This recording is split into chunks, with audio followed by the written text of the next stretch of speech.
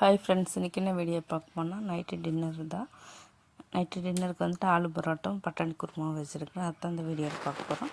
என்னோடய வீடியோ தான் first time பார்க்குறீங்க, சப்ஸ்கிரைப் பண்ணுங்கள், லைக் பண்ணுங்கள், கமெண்ட் பண்ணுங்கள், ஷேர் பண்ணுங்கள். ஃபஸ்ட்டு பட்டாணியும் உருளைக்கிழங்கு வேக போட்டாச்சு.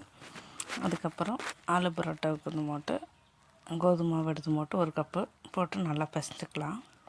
கை வச்சு இதேமாரி நல்லா பிசைஞ்சிக்கலாம்.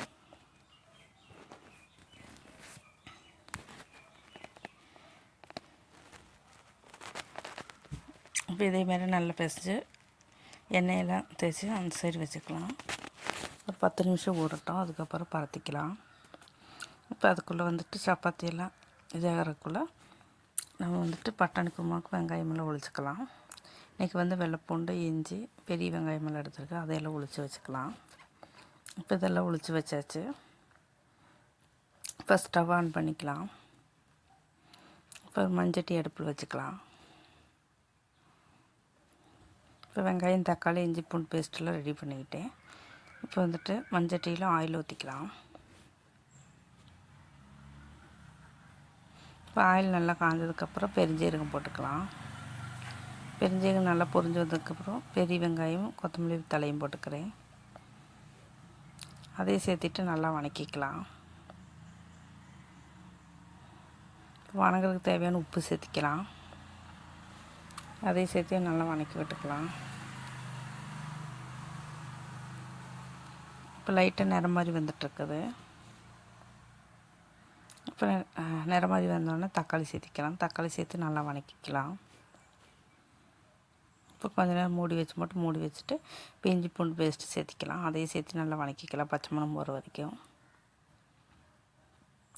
இப்போல்லாம் நல்லா வணக்கிறதுக்கப்புறம் நான் வந்துட்டு கரம் மசாலா, மஞ்சப்பொடி, மிளகாப்பொடி, மல்லிப்பொடி, அதுக்கப்புறம் மீட் மசாலா சேர்த்திக்கிறேன். அதையெல்லாம் சேர்த்து நல்லா வணக்கிக்கலாம்.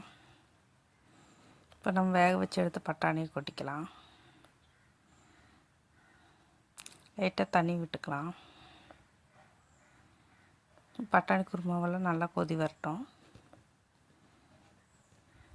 இப்போ உப்பு தேவையானது சேர்த்திக்கலாம். அதுக்கப்புறம் ஆலு பரோட்டாவுக்கு வந்து உருளைக்கிழங்கு இதே மாதிரி சீவி எடுத்துக்கிறேன் வேக வச்சுட்டு.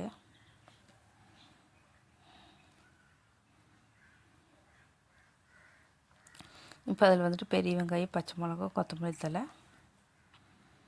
அதுக்கப்புறம் கரம் மசாலா, மிளகாப்பொடி, மஞ்சப்பொடி, இஞ்சி பூண்டு பேஸ்ட்டு, அதுக்கப்புறம் ஜீரகம், உப்பு லைட்டாக சேர்த்திக்கிறேன்.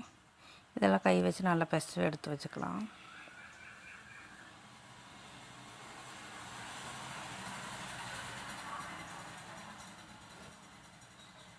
நல்லா பிசைஞ்சு எடுத்து வச்சாச்சு.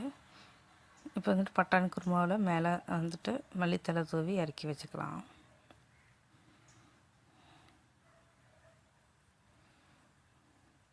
இப்போ வந்துட்டு ஆலு பரோட்டாவுக்கு வந்து சப்பாத்தி மாவு உருண்டி வைக்கலாம்.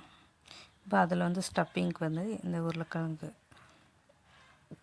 மசாலா அதில் சேர்த்தியும் போட்டு இதே மாதிரி நல்லா இதாக்கிட்டு 2 சைடு மாவு பரட்டியும் போட்டு தேய்ச்சிக்கலாம்.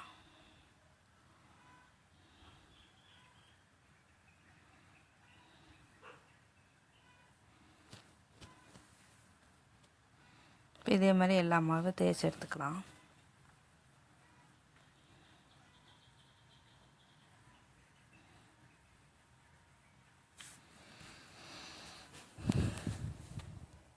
இந்த மாதிரி தேய்ச்சி எடுத்து வச்சுக்கலாம்.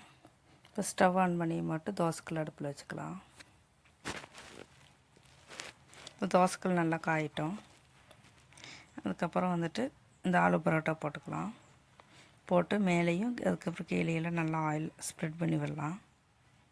2 சைடு திருப்பி போட்டு நல்லா வேக வச்சுக்கலாம்.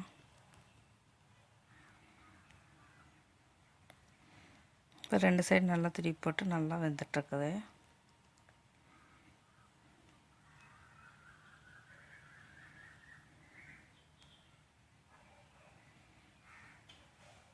இப்போ இதே மாதிரி ஆனோடனே ப்ளேட்டில் எடுத்து வச்சுக்கலாம்.